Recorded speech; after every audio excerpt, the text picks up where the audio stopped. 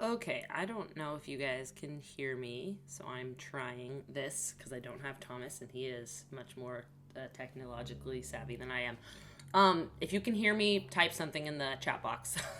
I've been battling with this.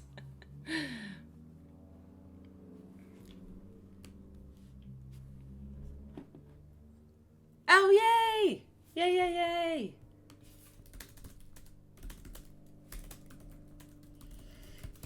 Okay. Annalisa Sequoia. It said 5 at one point. But I don't know. Cassie. Great.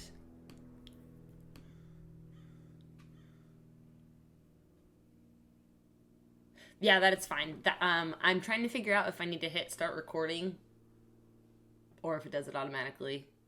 Um, but we'll see. Yes, that's fine. Hannah cannot hear. I think that might be from your end because it seems like everyone else can hear. I'm going to, I'm just going to attempt to do this correctly so we can just get started. Because Sequoia has to leave. Okay, Hannah, you got it. Great, great, great. All right. Oh, you can hear now. Counterfeit Gods pictures. I don't know what you mean.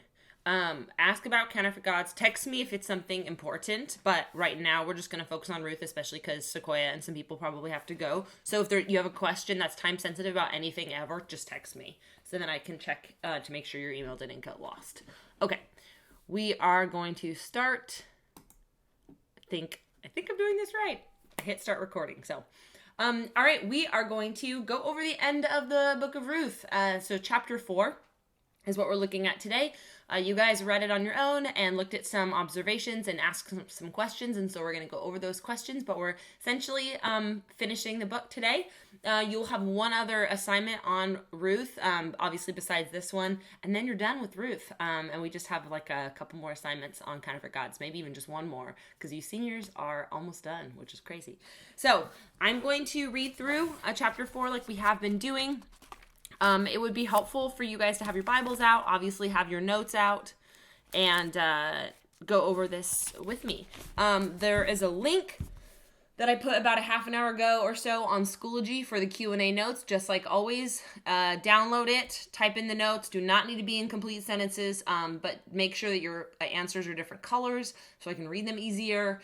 Make sure you try to use correct spelling and grammar so I can read them at all, and make sure that you are thorough as you can be, and obviously ask follow-up questions if you need to. So here we go, Ruth chapter 4. I'm reading from the ESV version. Now Boaz had gone up to the gate and sat down there, and behold, the Redeemer of whom Boaz had spoken came by. So the guy he mentioned earlier. So Boaz said, "Turn aside, friend, sit down here." And he turned aside and sat down. And he took 10 men of the elders of the city and said, "Sit down here." So they sat down. Then he said to the Redeemer, "Naomi, who has come back from the country of Moab, is selling the parcel of land that belonged to our relative Elimelech. So I thought I would tell you of it and say, buy it in the presence of those sitting here and in the presence of the elders of my people. If you will redeem it, redeem it. But if you will not, tell me that I may know, for there is no one besides you to redeem it, and I come after you." And he said, "I will redeem it."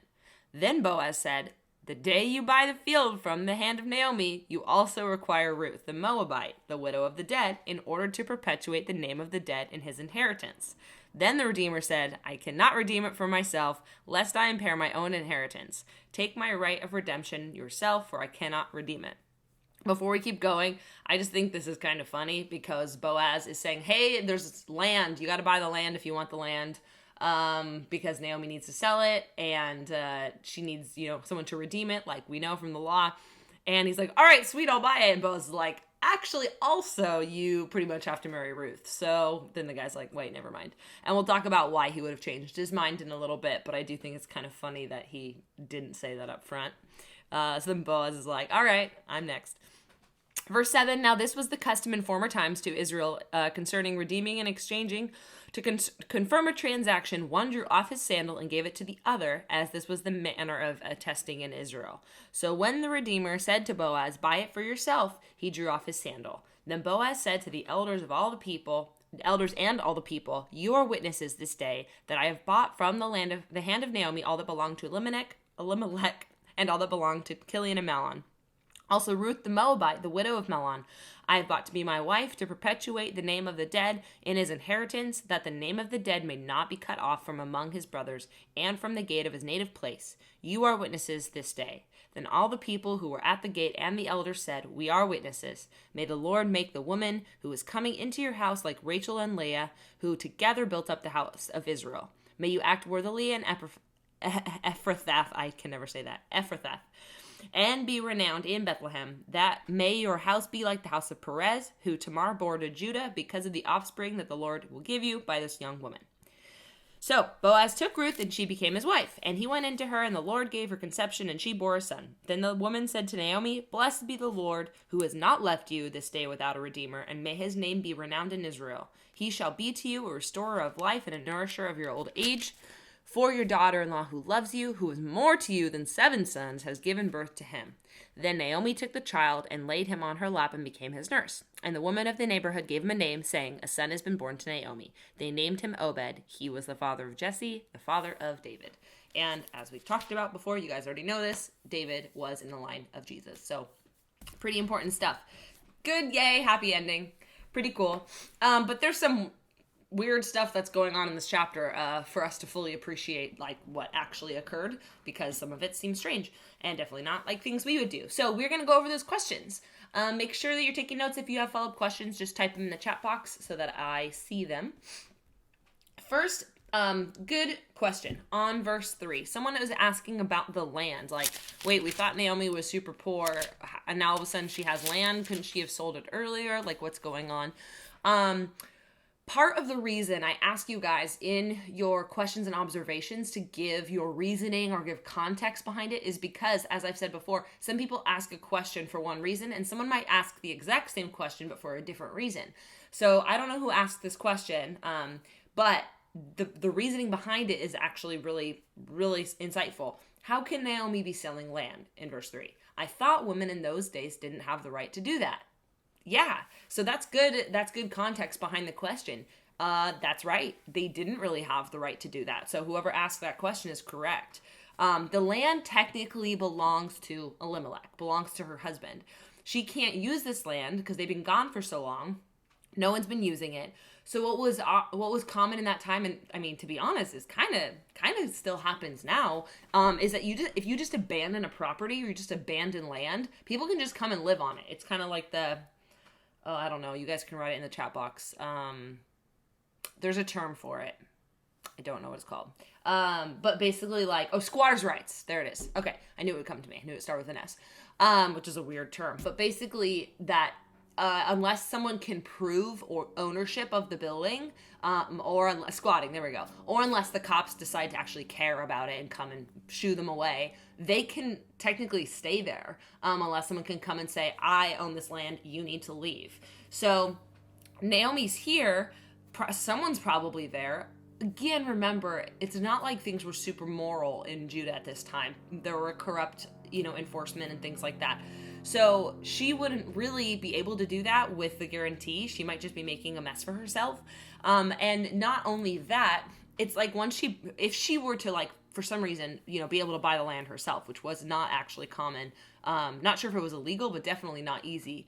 And what was she going to do with it? She's super old. It's not like Ruth has a bunch of workers that can go work in their field, in their land. So it would just not make a lot of sense for her to try and do that herself. Yeah. The person who buys the land is required then to take care of the land, make sure no one is on it except for Naomi's relatives, and then provide for Ruth and Naomi for the rest of their life in Elimelech's name. So that's why Naomi would be selling the land, because that's what she needs to do. That's the best case scenario. It would be very, very strange for her to try to go sell it herself without going through a redeemer. That would actually be bad for her situation. Having a redeemer do that does a whole bunch of other things rather than just get the land back. So, yeah. And if she sold the land, then she wouldn't use the land. But if the redeemer buys the land, then she gets to use the land. Hopefully that makes sense. Okay. Verse 4. Any questions on verse 3, obviously? Shoot him out there. Verse 4, what does he mean by purchasing the land in front of the elders? I don't quite understand the significance of this. This is a real simple answer. It just means that there would be witnesses. So, like, we would say church elders or government officials. I don't know exactly what the correct terminology is for the elders in the Jewish community besides Jewish elders. But they were the ones who would be kind of more in, like, the Jewish government or, like, the officials and saying, hey, come around, watch this whole transaction. And they wanted them there from the very beginning. So from the moment that he asks or tells this guy, who we don't know his name, and his name is not important. I think someone asked about that, but his name's not important to the story. He wanted the elders to hear Boaz say, hey, this is available to you. Hear Boaz explain what the situation was. Hear Boaz say, if you don't want to do this, I'm willing to do this. And then have them watch the transaction that took place. So that's why he wants them all there, so that they could be witnesses. So that's that part of verse 4. Now there's another question on verse 4. Verse 4, I will redeem it, he said. Who is saying this still? Boaz? No, the first guy. So I don't know what you want to call him. Man A. We don't know him. Boaz can be man B because his name is Boaz. But yeah, we don't know this guy. So he is the one that says, yes, I will redeem it. Only when he thinks it's just the land. When he thinks, okay, I gotta buy this land, and then I gotta kind of share it with Naomi and Ruth, but I get it too. He doesn't realize, like, oh no, there's much more to it than this. He just knows that the land exists. And that's when he changes his mind. So, man A says yes at first. Then we move on to verse 5. So when they buy land, they're also literally buying Ruth. Literally buying? No. They're not buying her in the sense that she's being sold into slavery. It's not even remotely like that. By saying they'll redeem her and the land, they're making a covenant. And I think it's probably best that you guys, like, write that down. Okay, he says no eventually.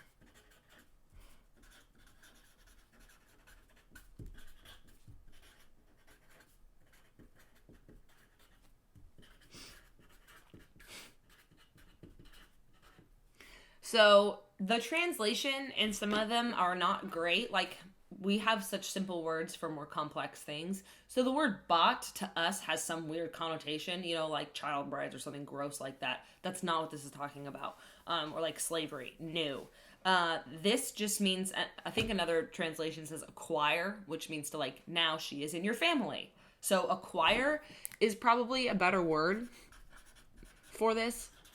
Like, now she lives with you. Now she's part of your family. Like, now she's in your life. Acquire. You have her. She's there. Not that you bought her and now she's your slave and she has to do whatever you want. So that's not at all how that works.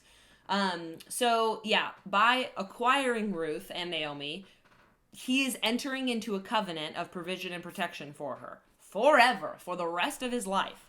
Again, as I said before, it's implied that Boaz is not married. It's implied that Boaz doesn't have kids. It's not stated exactly, but that does not seem to be an issue. It's implied that he doesn't. This guy clearly does, because he makes the claim, oh wait, if I marry Ruth and I fulfill this covenant that I'm supposed to, and we'll get to that in a second, then that means that my kids won't get the inheritance. They'll have to share it with these other kids that are kids, will be grandsons, essentially, of Elimelech, or great-grandsons, I guess. No, grandsons, that's correct. Yeah, so he's just thinking, like, oh, my inheritance now would be, like, split amongst these people. I don't just get to have this land. I have to share it. Then he's like, no, not interested. So that's what's going on. Ruth is free to not ask for a guardian redeemer. Please keep that in mind. She's free to try to, like, tough it out herself. It's not like she has to, but that would be like suicide. That would be so stupid. So she is asking. Better for Ruth to be with a guardian redeemer that really cares about her than someone who doesn't. And Boaz really cares about her, like we've talked about. Yeah. And in case I haven't made this clear, whatever children Ruth bears from this second husband guy, they will not be called sons of man A or sons of Boaz. They will be called sons of Killian, I think is her husband's name. Mahlon or Killian, I forget actually right now in this moment. Or even sons of Elimelech. They will be called sons of one of those guys, not the new guys. So that's another thing. Someone who might have pride might not like that. And actually, there's a story. It's a little creepy, so I'll warn you. I think it's in Genesis. Where a man was like obligated to produce children for his dead brother, but this guy was not nice and mean. So anytime that this guy and the brother's widow essentially would have sex, he like wouldn't let her get pregnant. So it's like, again, it's kind of creepy and gross. But like God was mad at that guy because he's like, your responsibility is to carry on your brother's family name. That's showing him honor, showing him respect. And helping this woman produce sons, but he was so prideful that he didn't want to do that, and God punished him. It was not a great ending there. But yeah, anyways, it's really important. It's one of the things that's really important to the Jewish community. So we have to put our brains in their perspective to understand it completely. Okay, so that's number 5. Verse 6. Oh, sent an email. I don't know what Emily's talking about. Okay. Verse 6. So specifically, what would endanger the, Emily's just checking. Is this email I have to check right now? Okay. I don't know. All right. What would endanger the Redeemer's estate if he were to redeem the land? So 3 of you asked this question because it makes sense. Why would he all of a sudden just say no? Like, why would he randomly be like, yes, actually, JK, don't want to do that? So we talked about that a little bit, but let's actually look at the verse there to understand it. I'm in chapter 3. That doesn't make sense. Okay, so then Boaz explained, the day you buy the field, you'll also require Ruth, the widow of the dead, in order to perpetuate the name of the dead in his inheritance. He makes it clear. They all know, they're Jewish, they know it's for continuing the name of her dead husband and the name of Elimelech's family. So then the Redeemer said, because he knows what that means, I cannot redeem it for myself, lest I impair my own inheritance. Take my right of redemption for yourself, for I cannot redeem it. So it's so vague, so it's hard for us to know exactly what he's talking about, but I'm scouring commentaries, and I've been teaching this book for many years. Most scholars believe that means that he already had a family that he wanted all of his inheritance to go to. He was already married, already had kids. That's what your inheritance means, you know? And so when he's saying, I don't want to risk sharing inheritance or risk them getting as much as they possibly can or potentially causing drama, it wasn't illegal to have 2 wives at the time, but it definitely wasn't recommended. It definitely didn't really go very well. So this guy is actually probably exercising wisdom in saying, yeah, I can't do that. You're interested, here you go. So that's why the next thing he does is he takes off a sandal and says, here you go, which is also weird to us, obviously. So that's why it would impair his inheritance. He didn't mean his ability to gain his inheritance. He more meant like his own inheritance, like his offspring, or potentially his ability to be primarily taken care of in his old age, that he would be like the patriarch. He wouldn't be in this scenario because it would be to carry on Elimelech's name, not his own name and his own inheritance. So that's what he's talking about there. And then another question on verse 6. By what laws are the redeemers held to this obligation? This obligation of kinsman redeemer. Like, are they allowed to just say, no, I don't want to do that? Hold on. I'm going kind of fast. But it seems like you guys are tracking with me. If you are not, please let me know. Okay, so is anyone allowed to just say, I don't want to do that? Sorry, too bad. What would happen? Is it possible, this person asked, that all of Naomi's guardian redeemers would not want to take on the responsibility and just leave them to rot, imagining if Boaz was out of the picture? Yeah, no, they are not allowed to do that. And the likelihood of it happening is so slim because there's such a long line of potential kinsman redeemers, and that's why they do this, and they set up this system, so it's not just like one dude, or like it shouldn't be. And so, but there wasn't an obligation. So the woman, a couple things would happen, and I'll read a passage in Deuteronomy 25 to back this up. But the woman would be paid money, first of all, a little bit, if they were not unable to, truly redeem her. And then she would be publicly allowed to shame this guy, which I think is kind of funny. Yeah. I know a lot of people say like, oh, some of the Old Testament sexist, and I certainly get that argument. Trust me, I do. But then there's verses like this, and I'm like, really? Is it though? Because this is really funny to me. Deuteronomy chapter 25, verse 7. However, if a man does not want to marry his brother's wife, she shall go to the elders at the town gate and say, my husband's brother refuses to carry on his brother's name in Israel. He will not fulfill the duty of a brother-in-law to me. Then the elders of the town shall summon him and talk to him. So, like, confront him basically, like, bro, you gotta do this. Sorry. If he persists in saying, I do not want to marry her, his brother's widow shall go up to him in the presence of the elders, take off one of his sandals, spit in his face, and say, this is what is done to the man who will not build up his brother's family line. That man's line shall be known in Israel as the family of the unsandaled. That is in the Bible, and I think it's hilarious. So yeah, that's what happens to someone who decides that he doesn't want to fulfill his duty and take care of this poor widow woman. Not good stuff. So there you go. Luckily, that's not the case for Ruth, and that's not the case for most people. But they get dealt with pretty harshly because essentially they're saying, yeah, I don't care about you. Like, you can fend for yourself. In this case, man A already knew there was someone who wanted to take care of Ruth and Naomi. So it wasn't like super shameful for him to say no because there was already someone there. So again, I've been going pretty fast. We're about halfway done, maybe a little bit less. So I just want to check in with you guys. I know I think Sequoia had to go or has to go. You guys good so far? This stuff making sense? It's a lot of history, but I don't know. I don't think it's really interesting. I mean, I guess that's why I'm a Bible teacher, but hopefully it's kind of interesting to you guys. So I'm just checking in. Gonna take a sip of my coffee.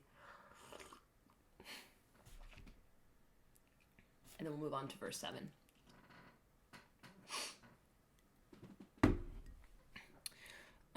Oops.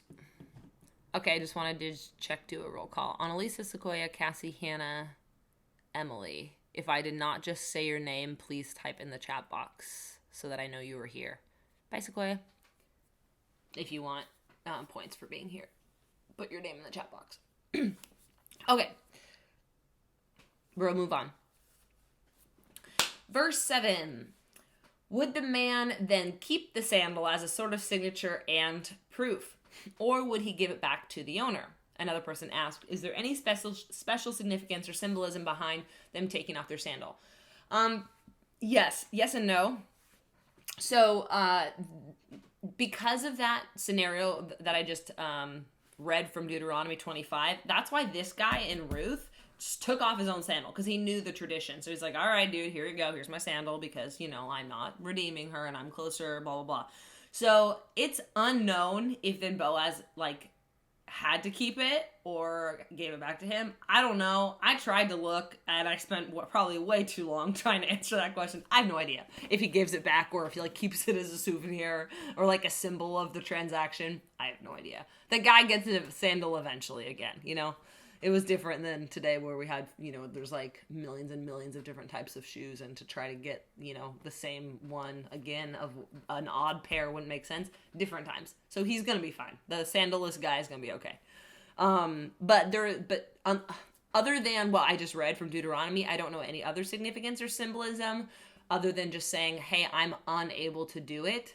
So here you go. I am passing on the right of kinsman redeemer to you. I'm unable to do it. So instead of Ruth taking it because the guy won't do it, he's giving it to Boaz, saying, here you go, you're able to redeem now. Very, very symbolic. Lots of symbolism in the Old Testament. So, Annalisa, I saw you earlier already. Okay. If there's any new people that come in, make sure you say your name. I can see there's 6 people right now. So I think that's 6. Okay. Moving on to verse 10. Because Boaz is like, all right, sweet. I will redeem it. I will redeem her and the land. And they talk about witnesses. The person asks, what does it mean when Boaz says that the name of the dead may not be cut off from among his brothers and from the gate of his native places? So different translations. It just means this is so Elimelech will be remembered. for as long as his children are alive and his grandchildren are alive. That's what that means. It's about remembrance. It's interesting, like, we don't really seem to care as much about like family lineage and that stuff now, but we still care about being remembered, you know? That's why we take like a bazillion pictures all the time. We want to remember moments and memories and people. And I was watching a movie or show, I think, with my husband few nights ago, and one of the characters was talking about how she kept fighting to live because her memory was the only thing that was still there of her son, and that so few people really knew who he was, and so she wanted to keep on living so that she could then hold on to his memories, because that was like keeping his legacy alive. And then obviously she wanted to then pass that on to someone. But yeah, it was pretty powerful stuff. And it's like, oh, that does make sense. Like, imagine, I mean, I don't mean to get too morbid or whatever, but it's true. And you guys are seniors, you're growing up.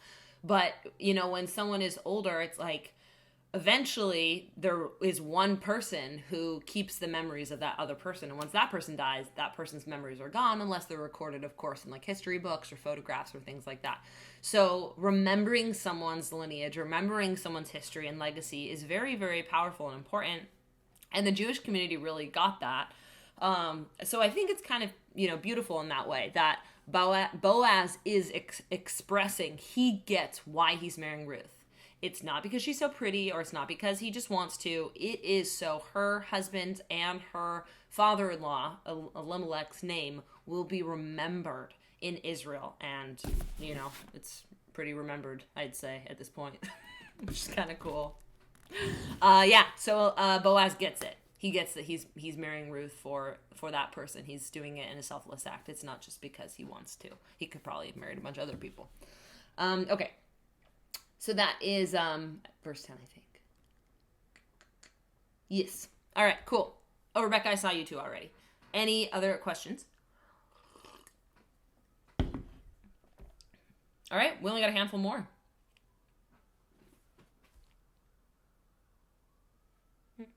Okay, I put verses 11 and 12 together, and they say, I'm going to stumble over this word again.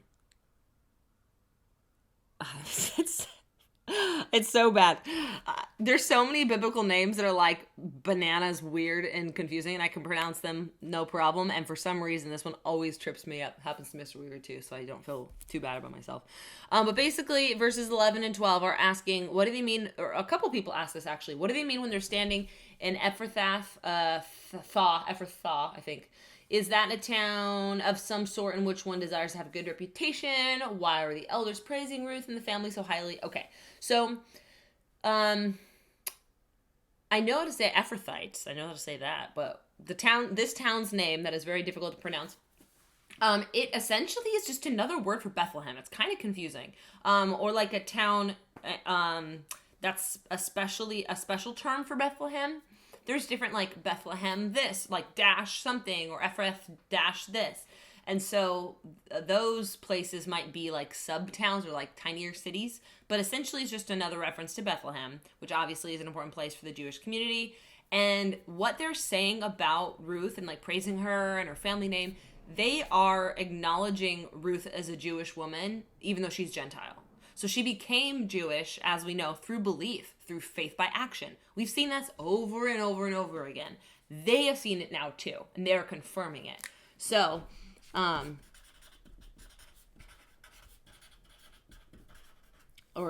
faith shown by action, right? That the righteous shall live by their faith. So it's a faith that is lived out in action. We see this in so many different things, obviously. We saw this mentioned in the book of Habakkuk, obviously Ruth. We heard about the story Rahab and the spies, and she is mentioned in Hebrews. I sent out a chapel email few weeks back talking about this concept. It's in all over Hebrews. And this is what Ruth is doing, and they're acknowledging it. So they're acknowledging, even though this woman is a Gentile, she is one of us. She believes in the God of Israel. She trusts in Yahweh. She has come here and stayed here with Naomi out of love for her and trust in God as Lord. They have seen this, and now they're watching God honor her and her obedience. So they're all like, oh, happy ending, you know. It's great. So they're praising her because they've seen her faith in God, even though she was a Gentile woman. She was a pagan woman. And so that should be something that's really encouraging to us, as we know from reading Paul's epistles. He constantly is talking about how salvation is for not just the Jews, but for the Gentiles. And I'm going to write this down for you guys. And it has to do with this. So Jesus obviously comes and makes this declaration, but then there's some people who think, oh no, you have to be a Pharisee, or you have to have grown up in this, or you have to do all these specific customs and things. And in the epistles we read, that's not true. It is just about faith in who Jesus is, and then a life that reflects that. So that's what we see there, and we see it in the book of Ruth too, which is pretty dang cool. Okay. All right. So that is the verses 12 and 11 and 12. I always want to say question number, but these don't have that. Okay. Whew, this one made me do my research. But good job, whoever asked this question. What is so important about Perez? So to understand why this person's asking, we have to actually read the text here. When the people in the town are praising Ruth and Naomi and Boaz, they say some things. May you act worthily in Ephrathah and be known in Bethlehem, and may your house be like the house of Perez, who Tamar bore to Judah, because of the offspring that the Lord will give you by this young woman. So it's like, okay, who is Perez, who is Tamar, etc.? What's going on here? I'm just going to read from a commentary because I think that they explain it better, and I don't want to be accused of plagiarism. So I'm just going to read this straight to you. And then if you're interested, I can give you the link from where I got this. Okay, so the personal circumstances of Tamar and of Ruth were very similar. They were Gentile women who married Israelites, widowed, hadn't had husbands. I'm going to paraphrase here. And the continuation of their family line was problematic. You know, they didn't know if they had hope of having a son, so that was obviously difficult. So then they had the redeemers who they were supposed to have both don't want to redeem. So Onan, in the case of Tamar, that's the story I was actually mentioning earlier. He didn't want to give Tamar a son, even though he was supposed to. Obviously, this unnamed guy did not want to redeem Ruth either.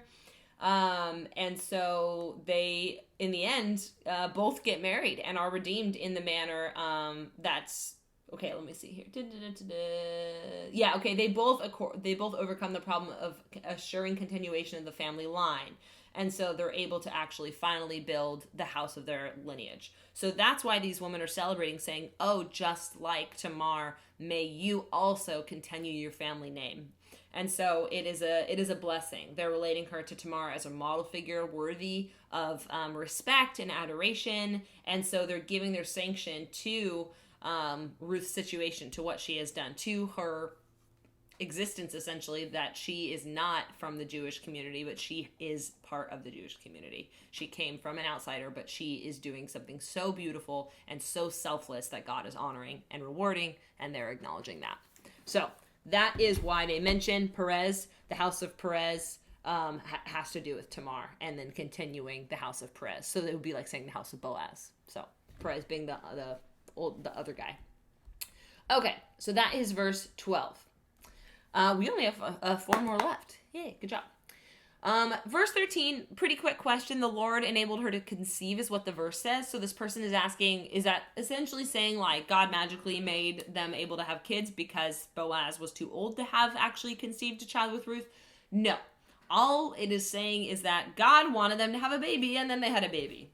It's just a kind of reminder that... Oh, there was a knock on my door. It is just a reminder that God is the one who is in control, that God is the one who is able to allow people to conceive. And so God decides he wants them to have a baby because that's one of the things that they wanted. And now they're able to. And so it's just acknowledging that the baby was a blessing from the Lord. That's pretty much it. Okay. Let's see, a couple more. Oh, who is the daughter-in-law that they're referring to? In verse 15, these women say, he shall be to you a restorer of life. He being, they think they're referring to Obed. He shall be to you a restorer of life and a nourisher of your old age. For your daughter-in-law who loves you, who's more to you than 7 sons, has given birth to him. Oh, yeah, so they're talking about Obed. So saying, hey, he'll be there for you in your old age. The grandson will be there for you in your old age. The daughter-in-law who loves you, they're talking about Ruth, saying Ruth loves you, and you know what? Everyone wants to have sons. Sons carry on the lineage. Sons do all the hard work, and they take care of the household. But this woman is better than 7 sons. That's how much they value Ruth, and that's how much they see that she is just amazing. So the daughter-in-law they're referring to is Ruth. Verse 16, how and why did Naomi become a nurse? What is the significance? How can she be declared the official nurse of Obed? Okay, so this whole thing implies that Naomi was very active in her grandson's like early life, like him being a baby. So that she was able to help nurse the baby even. Like if a baby's around a woman enough, she's even able to potentially start like lactating and actually feed the baby and nurse the baby. So we're assuming that's what happened. I mean, it is his grandma, so it's not really that weird. And so as Ruth is able to figure out her life, her new life with Boaz, how they're going to have their livelihood, you know, what's going on, enjoy her life a bit, Naomi is able to be there as a caretaker. Naomi can't go work in the fields or do a whole bunch. She's really old. So she is essentially able to enjoy her grandson and be a nurse to him. So she's able to take some responsibility in caring for Obed, the baby. So that's essentially what that means. Finally, does Naomi have the son or does Ruth? Ruth has the son. Naomi just helps to raise him. And she's probably a very happy grandma in the end of the story. Remember, she started very bitter and she ended very, very happy. So that's kind of a cool thing. Since it's already past 12, I know this is a shorter one, but we started later and I don't want to take up too much of your time. I appreciate you guys being flexible because I'm bad at technology. But yeah, that's what we got for this. You have until 3 p.m. tomorrow to upload your notes. That assignment has not been posted yet, but I will do it right when we finish this, just like I did last week. And so that will be up there. And that's all we got. Oh my gosh. Really? Okay. My husband's bananas. There you go. You can answer that yourself. All right. I'll talk to you guys later. Bye.